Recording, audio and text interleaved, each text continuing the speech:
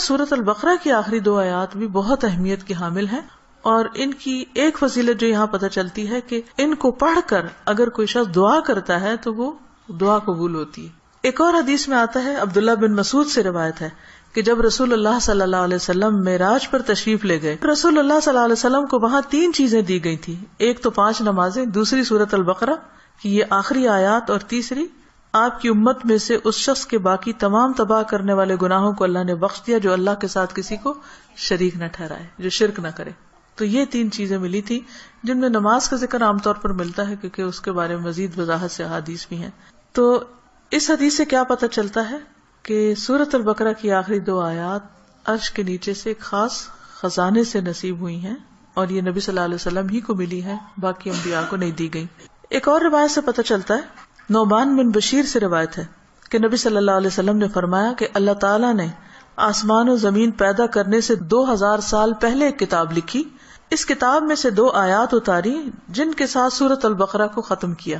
کب کی بات ہے یہ؟ زمین و آسمان کے پیدا کرنے سے 2000 سال پہلے کی بات. قلم کب پیدا ہوا تھا؟ 50,000 سال پہلے، باقی چیزوں کی تخلیق کے. جس گھر میں 3 رات یہ آیات پڑھی جائیں شیطان اس کے قریب نہیں آتا. رسول اللہ صلی اللہ علیہ وسلم نے فرمایا، مجھے سورۃ البقرہ کی آخری آیات عرش کے نیچے ایک خزانے سے دی گئی.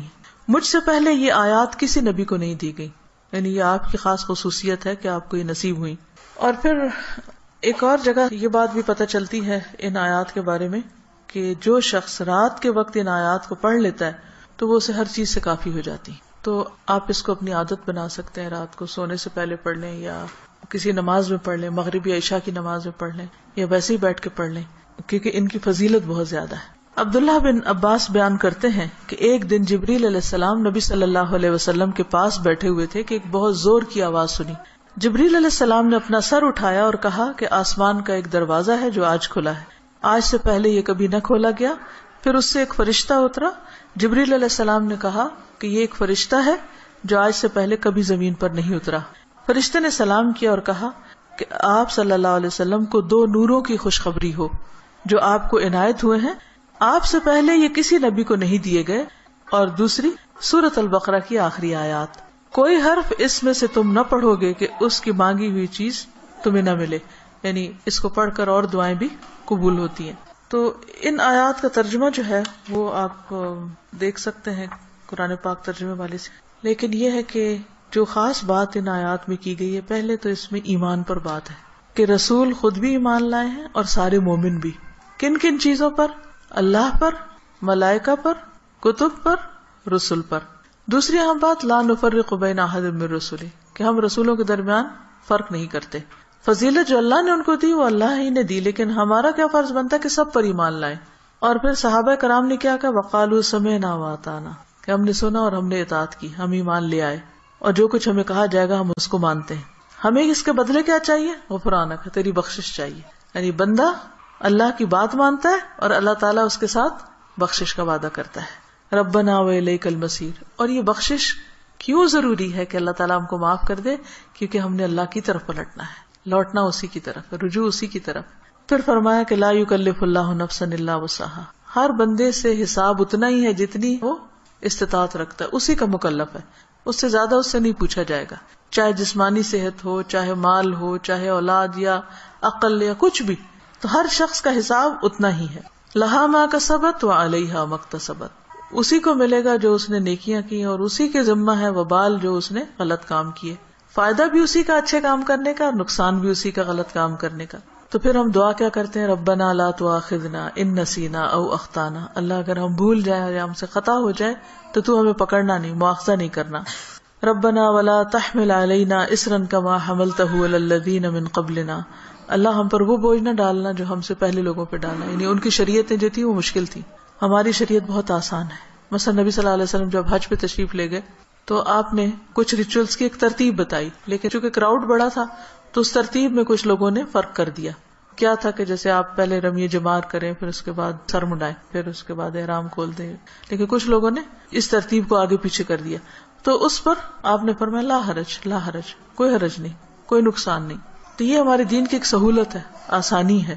تو یہاں دعا یہ مانگی جا رہی ہے کہ اللہ جس طرح پچھلے لوگوں کے اوپر پابندیاں لگ گئی تھی یا ان کو کچھ مشکلات ہوئی تھی تو ہمیں اس سے محفوظ رکھنا. ربنا ولا تحملنا ما لا طاقت لنا به، اللہ ہمارے اوپر ایسا بوجھ نہ ڈالنا جس کی ہمیں طاقت نہیں.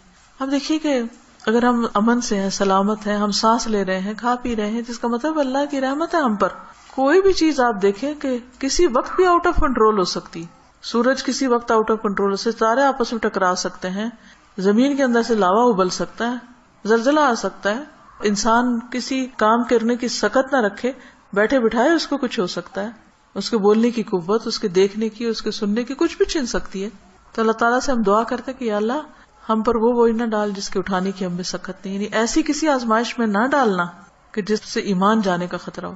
کچھ دن پہلے مجھے کسی نے فون کیا اور بتایا کہ فلاں جگہ پر جو لوگ قید ہوئے تھے ان میں سے ایک کو 40 سال کی قید و مشقت کی سزا سنائی گئی. جگہ کا نام میں ویسے نہیں لے رہی کہ پھر پن پوائنٹ ہو جاتا ہے کہ کہاں کی بات.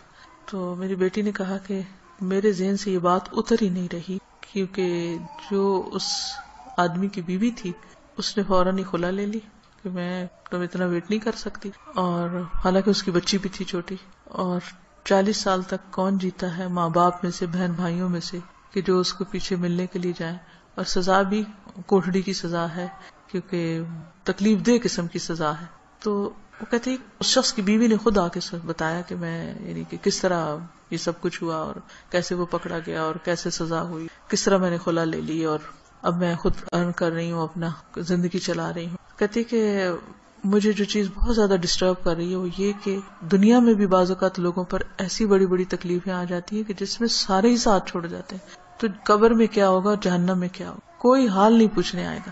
اس لیے بہت ضروری ہے کہ ہم ایک تو دنیا میں بھی ایسی آزمائشوں سے پناہ مانگیں، کیونکہ آپ دیکھیں کہ آپ کو 40 سال ایک کمرے کے اندر رہنا پڑے یا ایک 4 دیواری کے اندر رہنا پڑے تو انسان کی حالت کیا ہو جائے.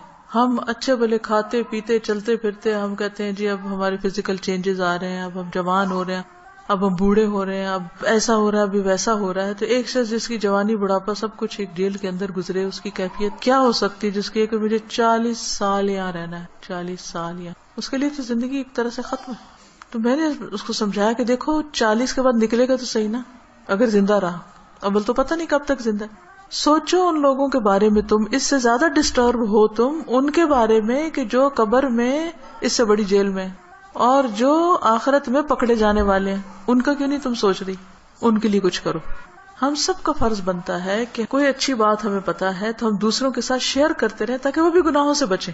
اسی سے آپ سوچیں کہ دنیا میں 40 سال ایک جیل میں گزارنا ایک وحشت ناک تصور لگتا ہے، کیونکہ ہم ریلیٹ کر سکتے ہیں نا اس کو. لیکن قبر میں کوئی چلا جاتا مٹی کے نیچے، بھول گئے سب کون گیا کیا ہوا. وہاں تو کسی کی چیخ بھی باہر نہیں سنائی دینی، اور لوگ کیسے کیسے غلط کام کر رہے ہیں، خود ہم پتہ نہیں کہاں کہاں غلطیاں کر رہے ہیں. اللہ تعالیٰ ہم سب کو معاف کر دے. تو بات یہ ہے کہ اللہ سے یہ دعا مانگتے رہنا چاہیے کہ یا اللہ ایسی ہمارے اوپر آزمائش نہ لانا، ایسی مشقت نہ آئے کہ جس کو ہم اٹھا نہ سکے، چاہے وہ کوئی بیماری ہو، کوئی مرض ایسا ہو.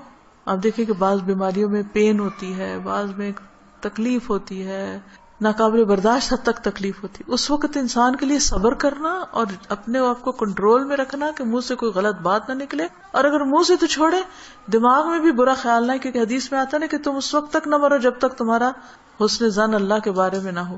اس کا مطلب نہیں کہ موت اپنے ہاتھ میں لے لو، اس کا مطلب یہ ہے کہ مرتے وقت تم اللہ سے اچھا ہی گمان رکھو تو تمہیں موت آئے. لیکن آپ کو پتہ ہے جب تکلیف کی شدت ہوتی ہے نا تو گمان اچھا رکھنا سب سے مشکل کام ہے، بہت مشکل. اس وقت مایوسی کی طرف سوچ ہو جاتی ہے فوراً. تو ربنا ولا تحملنا ما لا طاقت لنا به، اللہ ہم پہ وہ بوجھ نہ ڈال جس کے اٹھانے کی ہمیں طاقت ہی نہیں، ہم بہت کمزور انسان ہیں.